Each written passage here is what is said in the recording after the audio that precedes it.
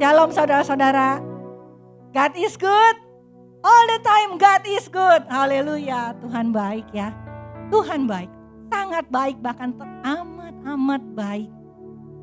Ya, saudara, kalau hari ini kita masih beribadah, semua karena anugerah Tuhan. Betul ya?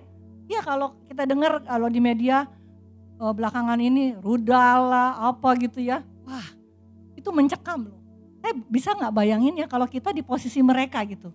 Bisa gak kita duduk tenang di sini ibadah? Kayaknya masih jadi pertanyaan ya. Jadi kalau hari ini kita masih bisa beribadah dengan baik, itu anugerah ya. Kesempatan ini kan susah ya. Jadi ayo kalau kita boleh ada fokus kepada firman Tuhan. Sehingga kita benar-benar dengar dan kita diberi kemampuan untuk melakukannya. Amin. Amin. Haleluya. Haleluya. Bulan ini kita masuk dalam buah-buah roh. Kalau dari minggu pertama kita bicara tentang kasih, damai sejahtera, sukacita. Betul? Ya. Ketiga hal itu adalah buah hubungan kita dengan Tuhan. Kasih, damai sejahtera, sukacita. Minggu ini kita masuk dengan kesabaran. Salah satu buah roh itu adalah kesabaran. Ya. Itu bagaimana buah hubungan kita dengan diri kita sendiri. Ya, sehingga kita bisa mengeluarkan buah yang namanya kesabaran. Amin. Ya, jadi kalau yang mau tema khotbah, saya beri judul Sabar Menunggu Waktu Tuhan. Oke? Oke. Ya, saudara, sebagian waktu kita dari hidup kita tuh sebagiannya besar tuh kita pakai untuk nunggu sebetulnya, untuk menunggu. Ya. Jadi kalau waktu kita masih kecil, biasanya kalau anak-anak kecil, dia tuh kalau ngeliat kokonya atau cecenya tuh pengen pergi sekolah, kakaknya pengen pergi sekolah, anak kecil biasanya pengen, mau dong mama mau ikut sekolah gitu ya. Bener gak? Kita kan orang tuh bisa bilang, tunggu ya, tunggu nanti udah umur 3 kamu bisa masuk sekolah. Bener gak? Tunggu. Kita nunggu. Kadang-kadang dan seterusnya kita nunggu setelah kita sekolah, kita nunggu lulus. Aduh kapan sih lulusnya nih, lama banget nih gak lulus-lulus ya. Pengen cepet gede, bener gak? Kalau udah sekolah pengen cepet gede, pengen cepet lulus, bener ya? Akhirnya lulus nih, nunggu lulus. Setelah lulus, nunggu apa? Nunggu dapet kerja. Pengen cien, betul gak? Wah pengen dapet cien nih, wah saya mesti kerja. Nunggu ngasih lamaran, nunggu di interview, akhirnya diterima. Nunggu apa lagi? Nunggu jodoh. Bener gak? Siapa di sini yang belum punya jodoh? Lagi nunggu jodohnya? Nunggu ya, kita pasti nunggu. Siapa ya pasangan hidup saya? Bener gak ya? Siapa nih ya? Kita nunggu. Itu juga proses menunggu. Apalagi nunggu. Kemarin ini saya ke Bandung. Terus kita pasti makan ya. Wah, itu antrian makannya lumayan. Jadi ada kali setengah jam nunggu. Mau gak mau nunggu kan, kita harus nunggu kalau kita pengen makan di restoran tersebut. Nunggu akhirnya udah masuk pun kita harus nunggu makanannya keluar. Jadi proses, jadi sebagian besar waktu kita kebanyakan adalah menunggu.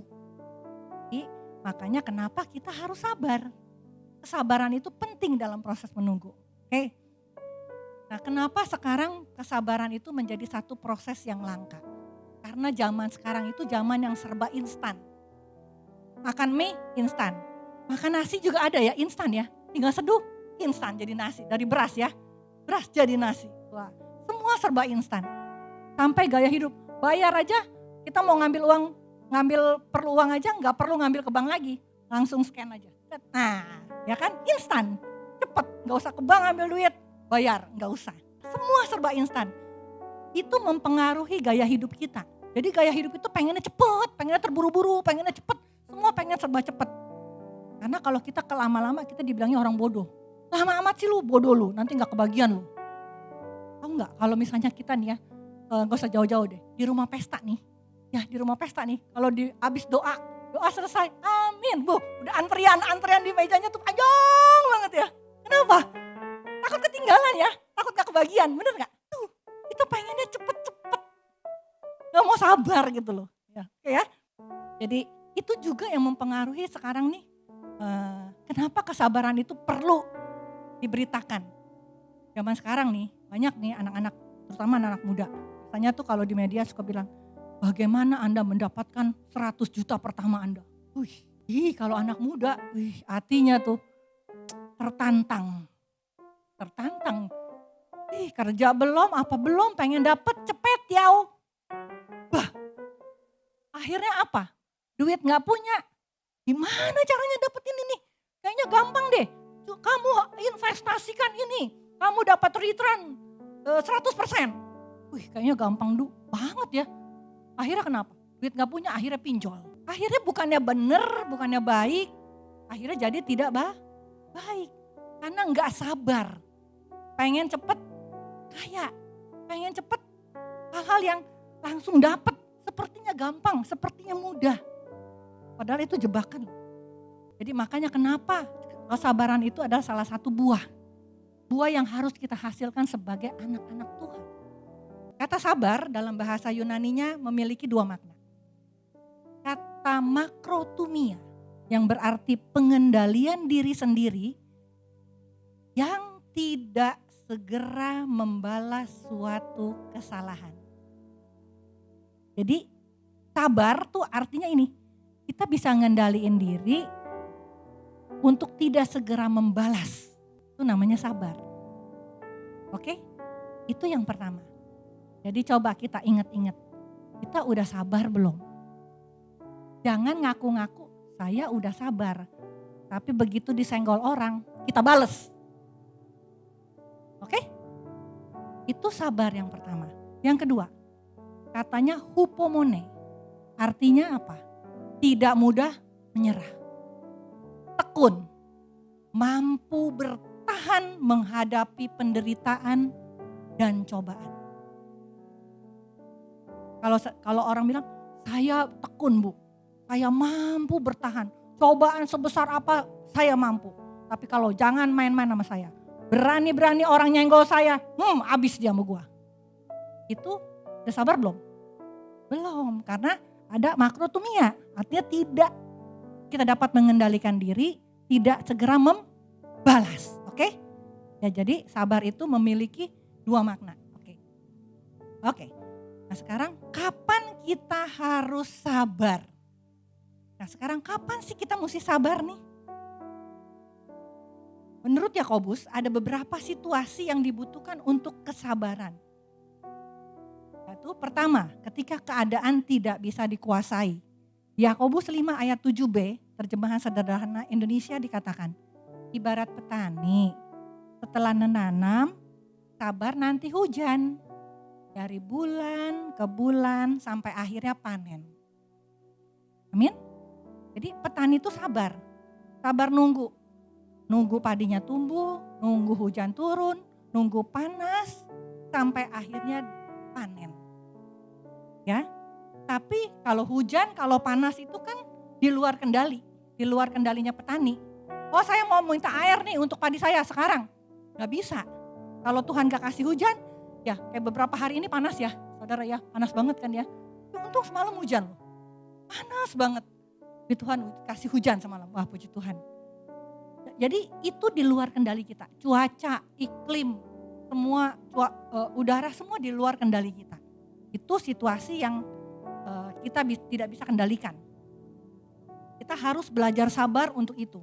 Contohnya juga kemarin saya pulang dari Bandung, pas pulang dari Bandung saya ngelihat yang arus mudik itu yang ke arah Jawa itu banyak sekali, jalanan macet sekali. Terus saya bilang, kesian ya, itu yang terjebak di macet itu, siapa di sini yang pernah macet berjam-jam? Pasti pernah ya. Itu aduh capek, lelah, tapi kita gak bisa apa-apa. Itu di luar kendali kita, bener gak? Ya macet ya udah, nikmatin aja, sabar, akhirnya kan juga nanti kita jalan juga, bener gak? Ya kan? Seperti yang lain-lain. Contohnya kayak listrik naik, BBM naik, itu di luar kendali kita. Kita gak bisa, mau marah-marah pun gak bisa, bener ya? Oke. Kalau sakit nih, sakit belum sembuh-sembuh. Sabar. Yang pertama, jadi situasi yang butuh kesabaran. Yang kedua, ketika janji Tuhan belum digenapi. Saudara, semua janji Tuhan pasti digenapi. Katakan pasti digenapi. Tapi ada satu janji Tuhan yang belum digenapi oleh Tuhan. Janji. Yakobus 5 ayat yang ke-8 dikatakan, kamu juga harus bersabar. Harus meneguhkan hatimu. karena kedatangan Tuhan sudah dekat. Kita sering sekali dengar, Tuhan segera datang, Tuhan mau datang. Ayo bersiap, ayo siapkan dirimu dengan baik. Tuhan segera datang, karena Tuhan akan membawa kita di awan-awan permai. Masuk bersama kerajaan surga, betul? Kita sering sekali dengar, tapi kapan Tuhan datang? Hanya itu janji Tuhan yang belum digenapi. Karena semua janji Tuhan yang tertulis itu pasti digenapi. Katakan pasti digenapi. Kapan?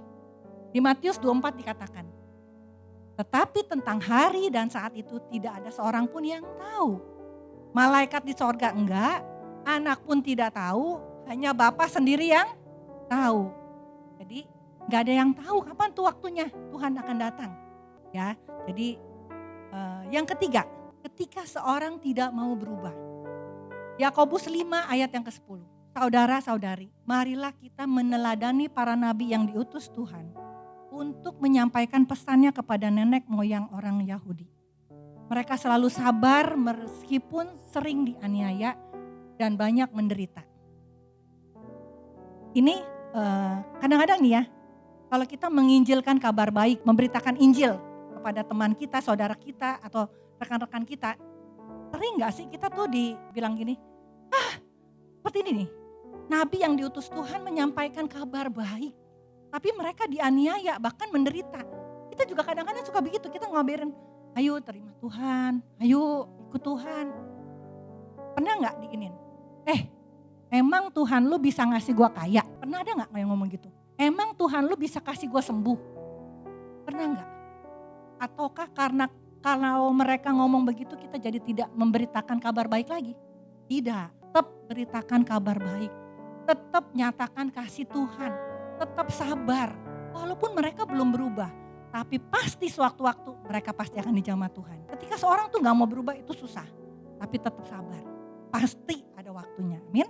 Yang keempat, ketika masalah tidak bisa kita pahami. Di Ayub 1 ayat 21 dikatakan, dengan telanjang aku keluar dari kandungan ibuku, dengan telanjang juga aku kembali ke dalamnya. Tuhan yang memberi, Tuhan yang mengambil. Terpujilah nama Tuhan. Tahu gak kisah Ayub? Ayub seorang yang saleh kata Tuhan. Saleh loh.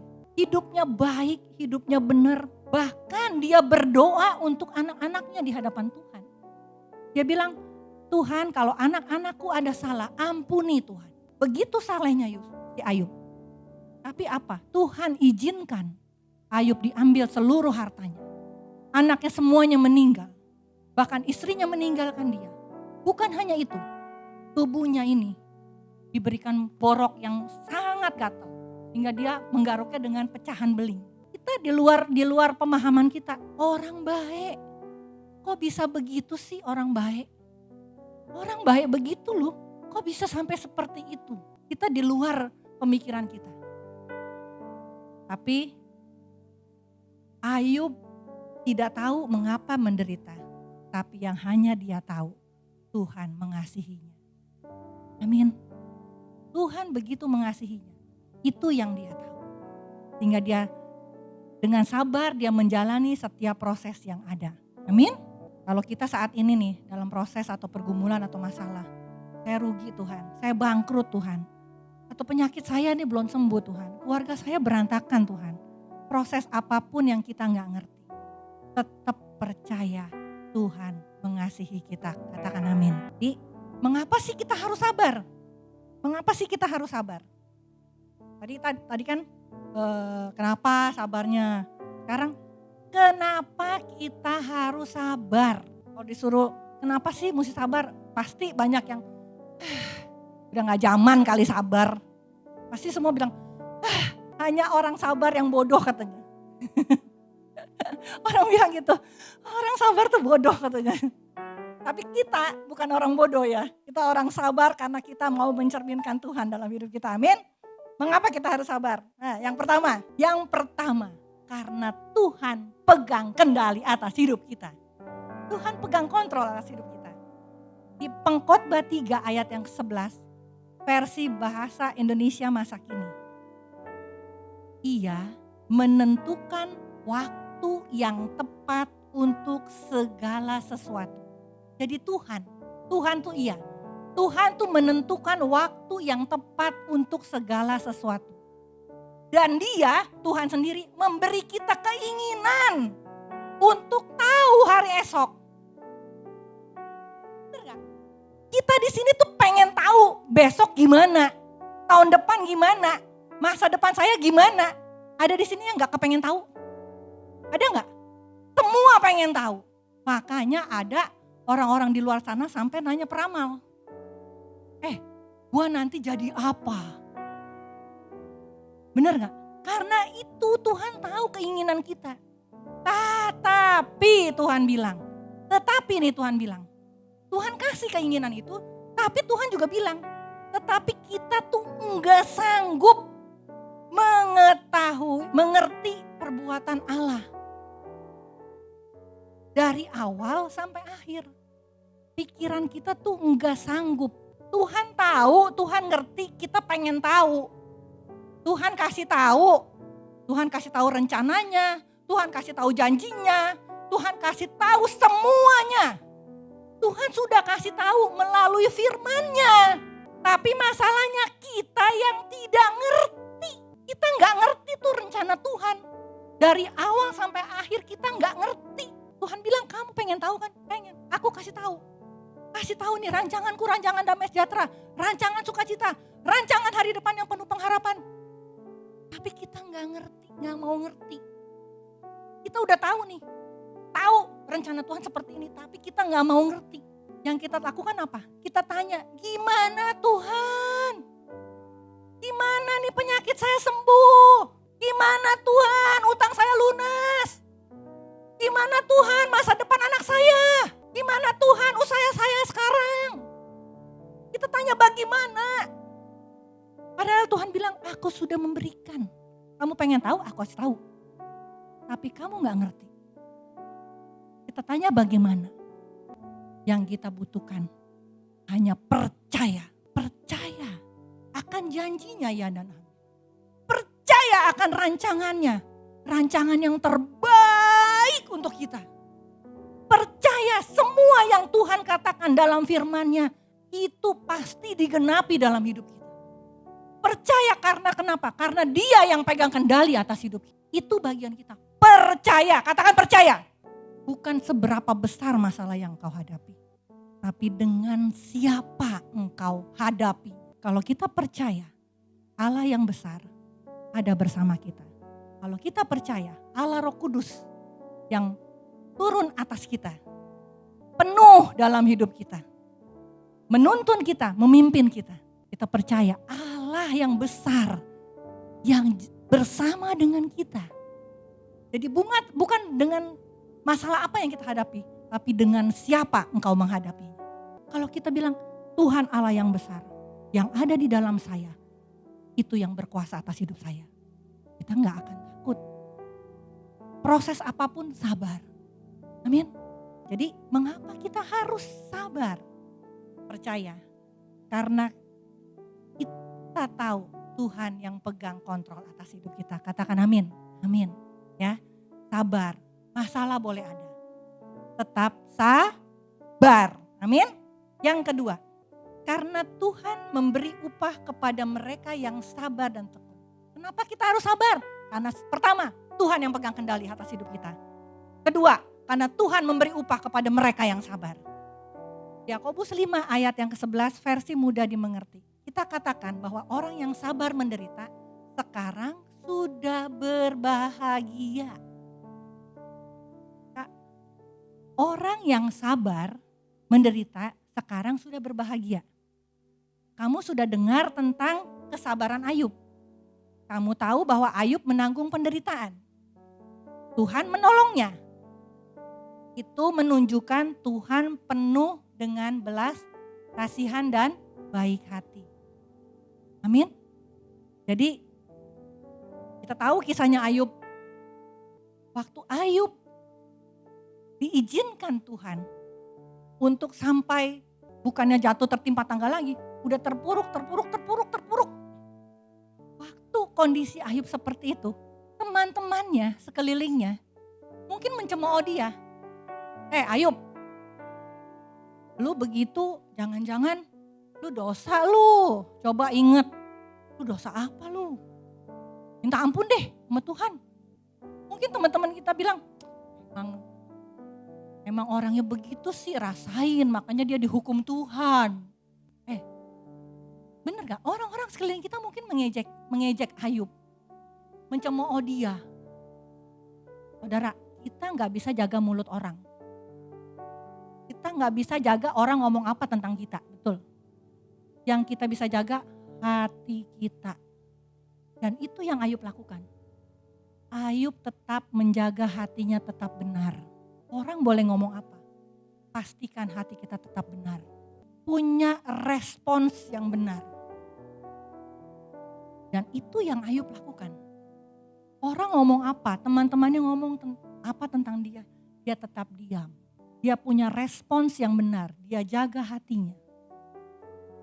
Dan dia punya pikiran yang benar.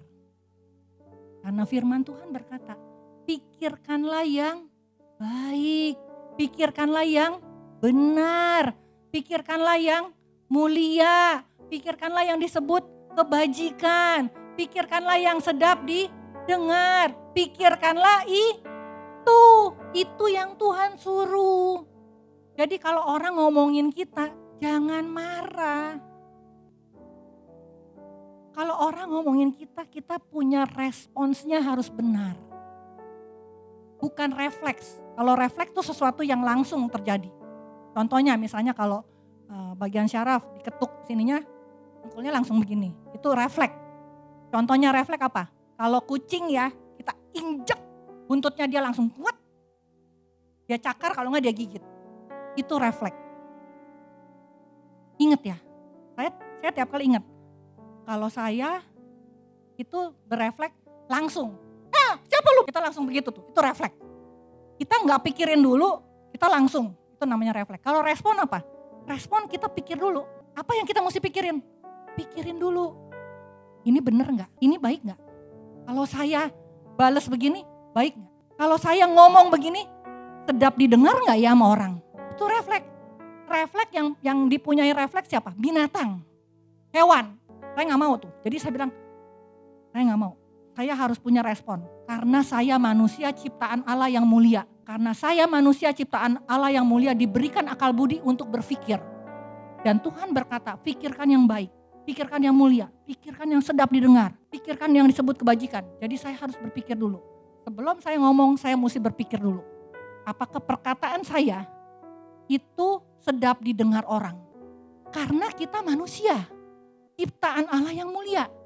Jangan punya refleks, tapi punya respon. Punya respon yang benar. Amin. Ya, jadi kalau orang nyenggol kita, orang apa-apain kita, ingat. Jangan langsung.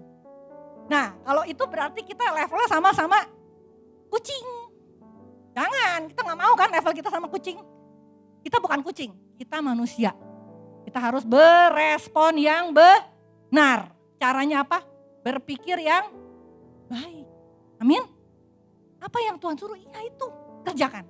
Jadi itu juga yang dilakukan sama Ayub. Dia jaga hatinya tetap benar dan dia jaga pikirannya. Sehingga yang keluar itu semuanya baik. Sehingga apa yang Tuhan katakan? Tuhan menolongnya dan menunjukkan Tuhan penuh dengan belas kasihan. Amin. Itu upahnya loh.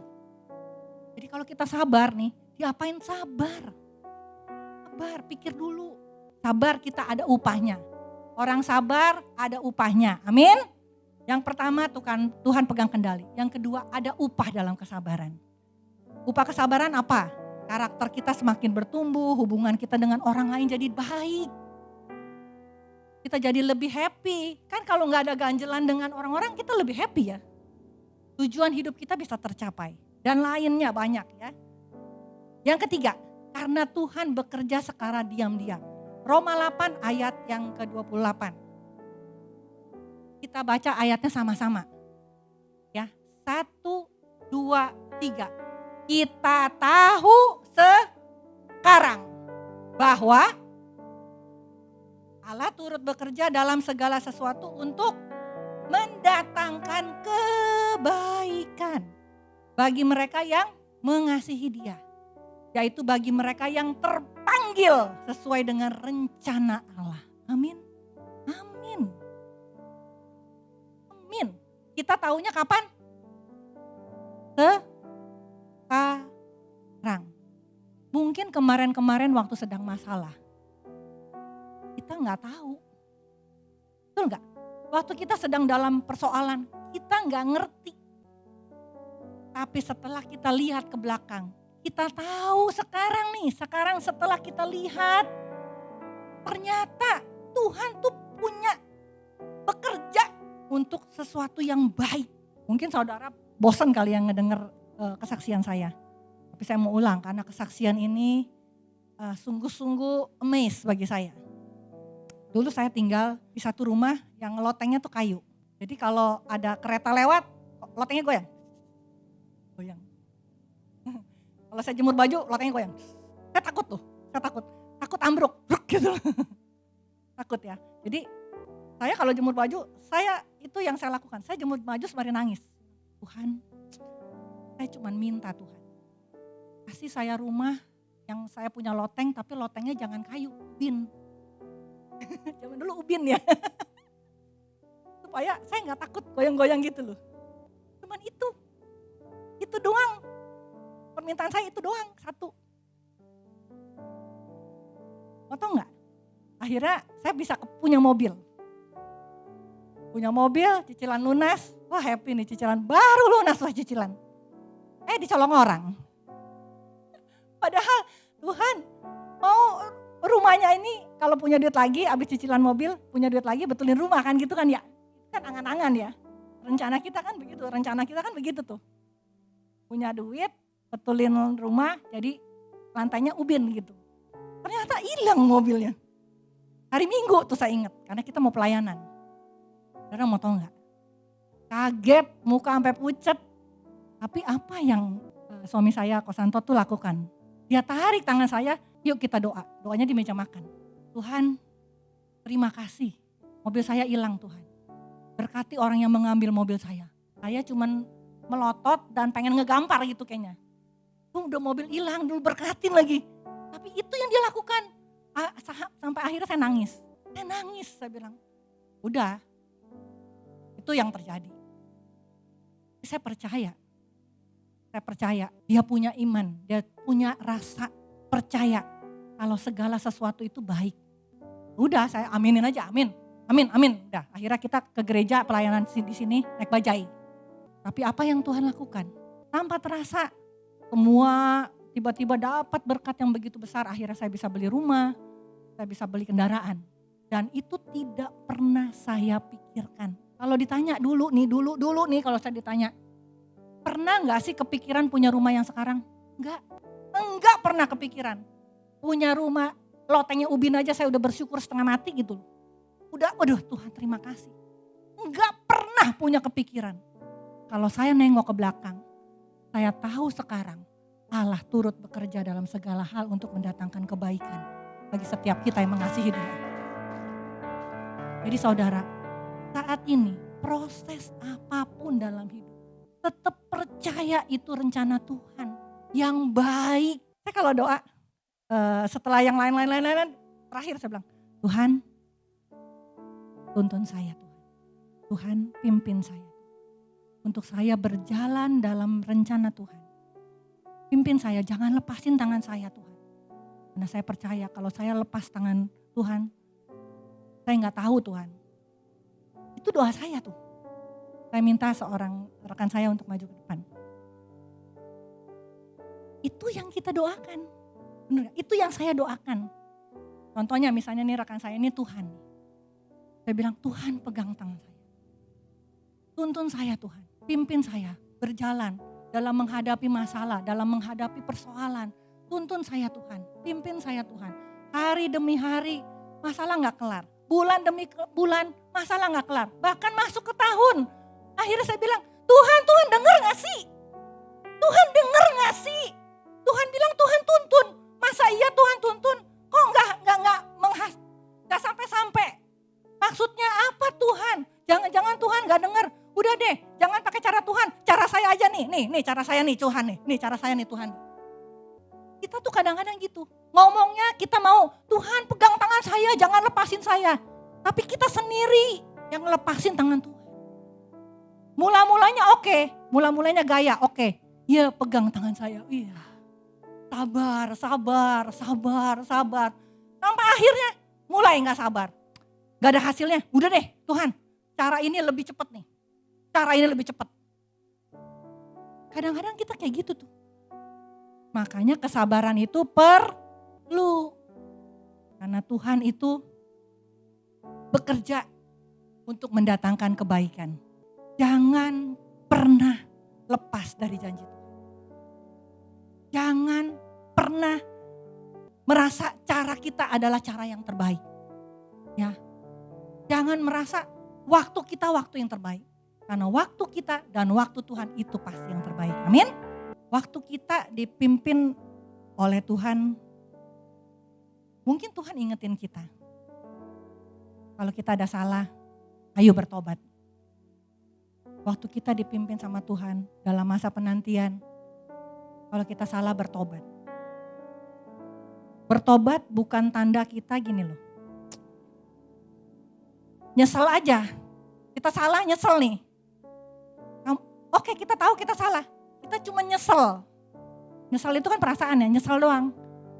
Iya rasanya gue emang salah nih. Bertobat adalah perubahan.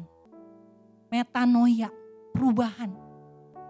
Kita tahu kita salah, kita berubah. Itu namanya pertobatan. Bukan penyesalan. Nyesel boleh, tapi harus diiringi dengan pertobatan. Bukan cuma nyesel udahan ulangin lagi. Jangan ya, oke? Oke, jadi apa yang harus kita lakukan ketika menunggu? Ketika menunggu apa yang harus kita lakukan? Yang pertama, terus berharap kepada Tuhan. Mazmur 130 ayat 7 dikatakan, berharaplah kepada Tuhan hai Israel. Sebab pada Tuhan ada kasih setia dan ia banyak kali mengadakan pembebasan. Seperti petani yang tadi, dia nunggu panen, dia berharap sama Tuhan, terus berharap. Tuhan biar panennya berhasil. Tuhan biar padinya banyak. Tuhan biar berhasil. Tapi apa dia diam aja? Dia cuma doa berharap. Enggak. Dia tetap lakukan bagian dia dengan yang terbaik. Dia cabutin rumput-rumput yang enggak perlu. Dia siram dengan pestisida untuk hama-hamanya. Dia lakukan yang terbaik. Begitu juga saat ini apa yang sedang engkau nantikan. Mungkin karir. Saya mau karir saya naik, saya terus berharap karir saya naik. Tapi kita nggak ada do something, gak bakalan. Kita harus upgrade skill kita. Kalau mau karirnya naik, upgrade. Belajar sesuatu. Kalau kita mau cari jodoh. Saya mau cari jodoh nih. Upgrade dong. Ya mungkin pakaiannya lebih rapi. Coba cium kata kanan kiri. Jangan-jangan ada smells-nya not good ya. Pakai deodoran, pakai minyak wangi. Itu kan sesuatu yang harus kita lakukan. Atau keuangan kita porak-poranda saat ini. Atur keuangan kita dengan baik. Jadi terus berharap, jangan lupa lakukan yang terbaik. Karena kenapa? Karena Tuhan membuat kita menunggu sampai kita siap. Waktu kita siap, kita akan menerima berkat Tuhan yang besar. Amin. Haleluya. Ya, jadi terus berharap dan jangan lupa lakukan yang terbaik. Yang kedua, tidak khawatir, tetap berdoa dan mengucap syukur. Filipi 4 ayatnya ke-6 kita baca ayatnya sama-sama. 1, 2, 3. Janganlah hendaknya kamu khawatir tentang apapun juga. Tetapi nyatakanlah segala hal keinginanmu kepada Allah dalam doa, permohonan dan ucapan.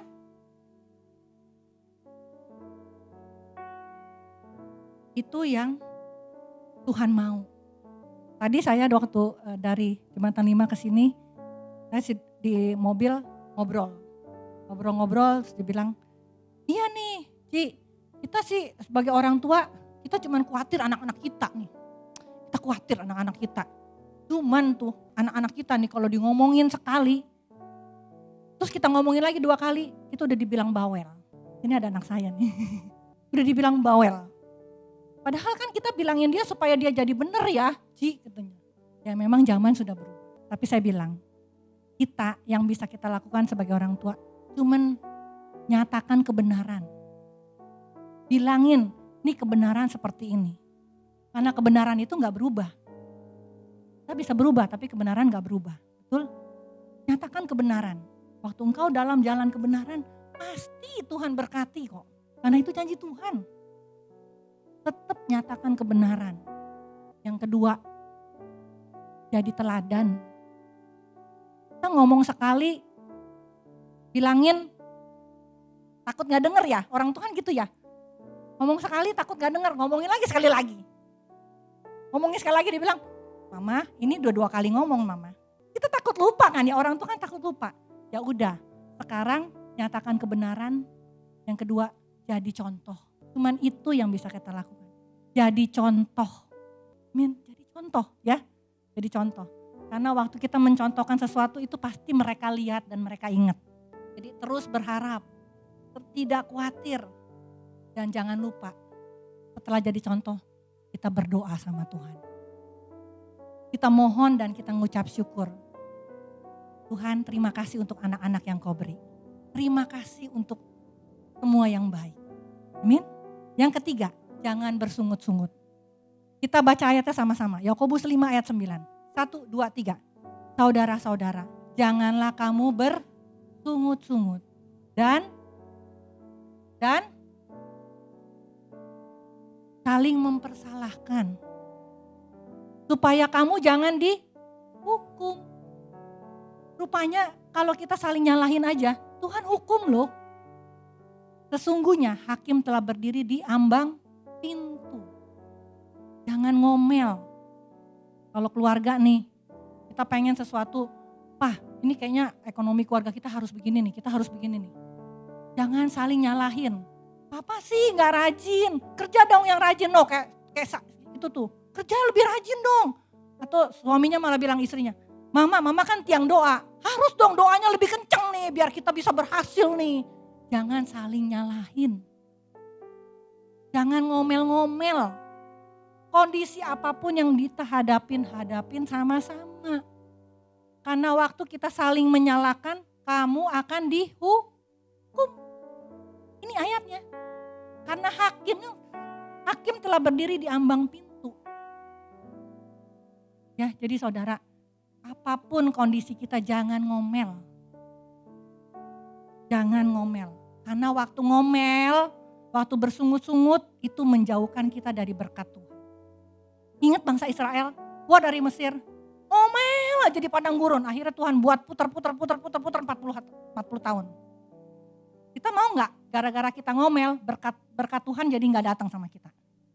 Ditunda 40 tahun mau gak? Gak mau kan? Makanya jangan bersungut-sungut. Katakan sebelahnya, jangan bersungut-sungut. Katakan sebelahnya lagi, jangan saling salahin. Amin? Ya. Nah sekarang yang terakhir, Amsal 16 ayat 32. Orang yang sabar melebihi seorang pahlawan. Orang yang menguasai dirinya melebihi orang yang merebut kota. Amin? Jadi kesimpulannya, sabar menunggu memang bosan ya. Bosan nunggu, kapan Tuhan, kapan Tuhan, kapan Tuhan, kapan Tuhan sembuh, kapan Tuhan saya diberkati, kapan Tuhan gimana ya. Tapi menunggu waktunya Tuhan sebetulnya harusnya tidak bosan, tidak menjemukan. Karena kalau kita menunggu waktunya Tuhan, pasti ada kepastian, amin. Amin, haleluya. Karena janji Tuhan, ya dan amin. Jadi kesabaran bukan sedang menunggu aja, tapi bagaimana kita bersikap. Persiapkan diri, lakukan yang terbaik. Amin.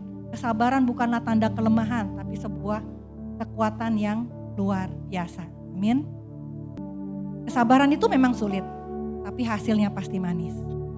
Kita tidak mudah putus asa menghadapi tantangan. Kita belajar untuk mengandalkan Tuhan. Dan kita belajar untuk gak buru-buru ngambil keputusan. kita belajar untuk menikmati hasil yang lebih maksimal karena prosesnya lebih baik. Kesabaran adalah kunci keberhasilan untuk setiap kita yang percaya. Amin. Mari biarlah pujian ini adalah doa kita. Kita nyanyikan sama-sama.